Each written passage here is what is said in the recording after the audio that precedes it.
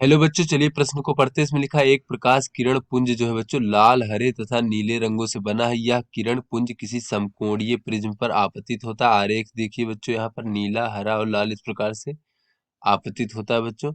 तो प्रिज्म के पदार्थ का अपवर्तनांक लाल, हरे व नीले रंग के लिए क्रमशः 1.33, 1.44 और 1.47 है। तो प्रिज्म बच्चों यहाँ पर बताना है, चार विकल्प दिए गए हैं कि किरण पुंज के तीनों रंगों को एक दूसरे से पृथक कर देगा। फिर बच्चों बी विकल्प है कि तीनों रंगों को बिल्कुल भी पृथक नहीं करेगा। सी विकल्प है बच्चों की किरण पुंज के लाल रंग को अन्य रंगों से पृथक कर देगा। फिर बच्चों डी विकल्प है कि किरण पुंज के नीले रंग को अन्य रंगों से पृथक कर देगा। तो चलिए बच्चों इस प्रश्न की मूल अवधारणा को देख लेते हैं। बच्चों हम यहाँ पर देख लेते हैं कि पूर्ण आंतरिक परावर्तन की घटना बच्चों क्या होती है। तो बच्चों कोई भी प्रकाश की किरण जब सघन माध्यम से विरल माध्यम में कोई प्रकाश की किरण जाती है तो अभिलंब से दूर झुकती है। तो बच्चों एक ऐसे कोण के लिए अगर हम आपतन कोण का मान बच्चों बढ़ाएं तो बच्चों ये जो हमारा एक ऐसा आपतन कोण होगा जहां पर ये अपवर्तन कोण का मान 90 डिग्री होगा बच्चों। इस आपतन कोण को क्रांतिक कोण कहते हैं। ये बच्चों हमारा आईसी से प्रदर्शित करते हैं। तो यदि आपतन कोण का मान बच्चों ये हमारा क्रांतिक कोण से अधिक हो जाए बच्चों तो ये हमारा प्रकाश की किरण उसी माध्यम में वापस लौट आती है। इस घटना को पूर्ण आंतरिक परावर्तन कहते हैं। तो यहाँ पर बच्चों अगर हम यहाँ पर स्नेल के नियम से देखें तो साइन आई सी भागे बच्चों साइन 90 डिग्री का मान 1 होगा। ये होगा बच्चों 1 भागे एन। एन क्या है बच्चों? सघन माध्यम का अपवर्तनांक है विरल माध्यम के सापेक्ष। तो चलिए बच्चों अपने प्रश्न को हल करते हैं बच्चों। तो बच्चों यहाँ पर इस प्रकार से तीन किरणें दी गई हैं। तो यहाँ पर बच्चों अगर हम देखें तो ये लंबवता बच्चों गिरती है। तो ए बी पृष्ठ के द्वारा जो है बच्चों यहाँ पर कोई भी अपवर्तन के पश्चात बच्चों इसका जो है मार्ग परिवर्तित नहीं होगा, क्योंकि ये अभिलंबोत गिर रही बच्चों इस प्रकार से। तो ये आगे जाएंगे इस प्रकार से। तो बच्चों ये जो हमारी एसी सतह है इनसे जो इनका अपवर्तन होगा, तो यहाँ पर बच्चों अगर हम कोण देखें बच्चों, इन तीनों का जो है अभिलंब के साथ आपतन कोण देखें बच्चों, तो उसका मान कितना हो जाएगा बच्चों? तो ये 90 डिग्री है, ये 45 है, तो बच्चों ये भी 45 डिग्री हो जाएगा।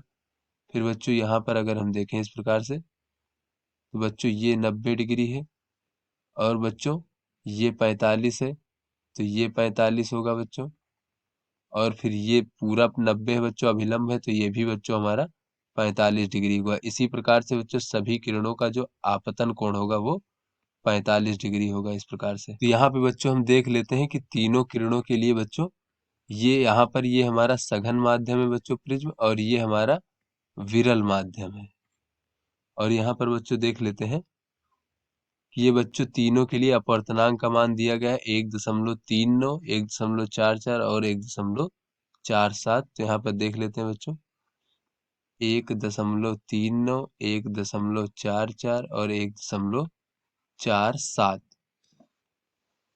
तो यहाँ पर बच्चों हम तीनों के लिए ही क्रांतिक कोण के लिए देख लेते हैं बच्चों। तो यहाँ पर ये 45 डिग्री पर गिर रहे हैं बच्चों, तो साइन 45 डिग्री का अगर हम मान देखें बच्चों तो ये कितना होता है? ये होता है 1 भागे वर्गमूल 2, और इसका मान अगर हम देखें बच्चों तो ये होता है, इसका मान बच्चों लगभग 0.7 के बराबर होता है बच्चों इस प्रकार से 70।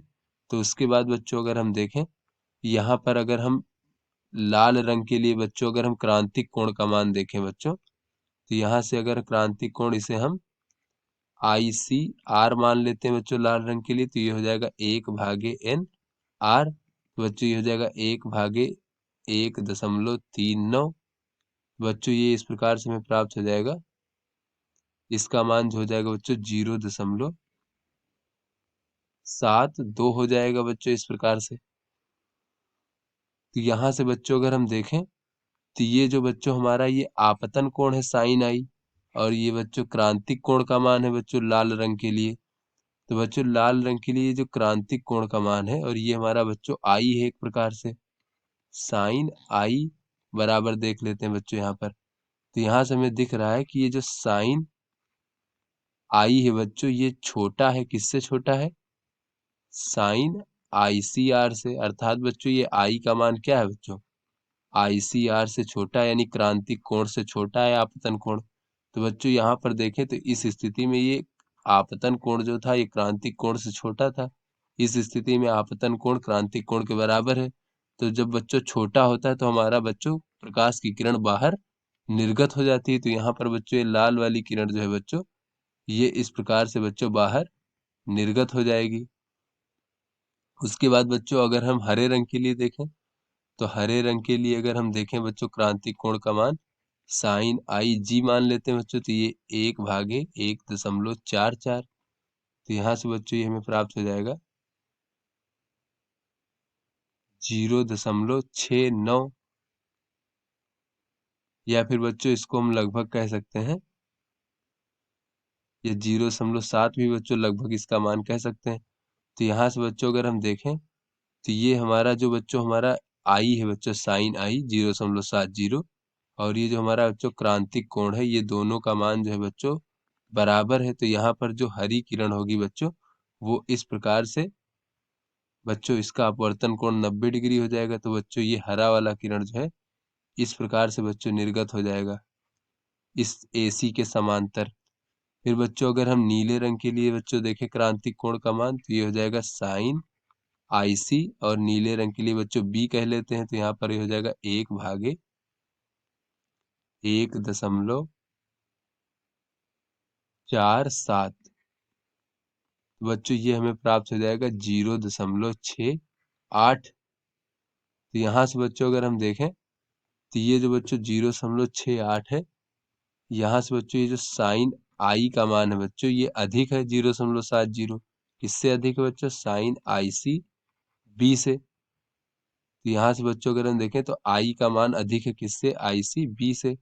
अर्थात बच्चों ये जो हमारा आपतन कोण है, उसका मान जो है बच्चों इस स्थिति में आपतन कोण क्रांतिक कोण से अधिक है। तो यहाँ पर बच्चों पूर्ण आंतरिक परावर्तन हो जाएगा, और जो ये नीले रंग की प्रकाश किरण है बच्चों, ये यहीं पर बच्चों इसी प्रिज्म के अंदर ही वापस पूर्ण आंतरिक परावर्तित हो जाएगी, बाहर नहीं निकलेगी। तो यहाँ पर हमने देखा बच्चों, ये केवल लाल रंग की किरण जो है प्रिज्म से बाहर निकल पा रही है, और ये दोनों किरणें जो है प्रिज्म से बाहर नहीं निकल पा रही बच्चों।